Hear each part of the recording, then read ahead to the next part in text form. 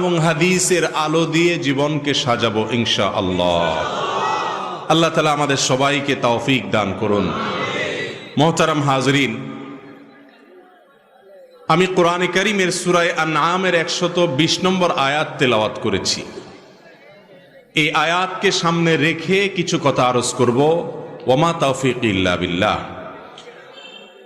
আল্লাহ রাব্বুল আলামিন কোরআনে হাকীমের সূরা আনআমের 120 নম্বর আয়াতে ইরশাদ করেছেন, ওয়াযারু যাহিরাল ইসমি ওয়া বাতিনাহ,